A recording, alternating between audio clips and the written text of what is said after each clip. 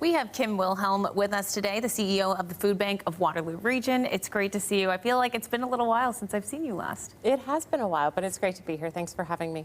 Okay, so we're going to discuss a realm of things today, but I want to start with the state of food insecurity in Waterloo Region because, you know, the last time I saw you, we were out at the food bank preparing for the holiday season, which I know is a tough time on families here locally. So how have things kind of changed? How's the landscape changed since December, now looking into February? We continue to see our highest rates in food assistance in 41 years of food banking here in Waterloo Region. Month after month, we continue to hit record-breaking numbers, and I would be personally thankful if I never had to say the word record-breaking again. But the truth is, individuals are struggling to put food on the table. 1 in 8 households in Waterloo Region are accessing food assistance, and we don't see an end in sight right now, unfortunately. December and January were about a 5% increase over last year at the same time. Okay, so it's certainly a tough time out there for families locally. Of course, the demand for your services as well. I want to ask you, with the provincial election coming up next week, February 27th is the election. What are you looking for from political parties? What do they need to bring to the table to help address food insecurity, not only here in the region, but across the province too?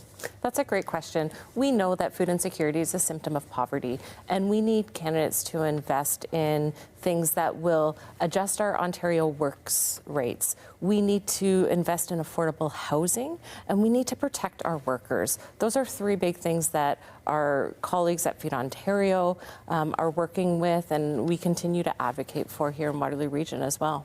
Okay. Kim, something else we've been, of course, talking about lately is the potential of U.S. tariff threats and the impact, the wide range of an impact that that could have on multiple different areas. What impact could that potential threat have on food banks? There's a few unknowns right now, and we're continuing to monitor it. But what we do know is that we will likely see an increase in food prices. And how does that affect us? Well, it affects those who are purchasing food here in the region. They'll see an increase in their food prices, which may push them to having to access a food bank because they may not have room in their budget now to pay for their food. It's going to affect us at the food bank with the food that we are purchasing because we'll be paying increase in the food. While we do prioritize local and Canadian food, we do know, though, that there will be a ripple effect with the overall increase of food. But we are continuing to monitor and assure our agencies that we are navigating this, and as the information becomes available, we'll be able to react. Okay. So with all this said, how can community members who are privileged help support the food bank, help those who are experiencing hunger in our community? There's a number of ways that people can get involved. We are always looking for help at our distribution center, out at community events, advocating for the food bank.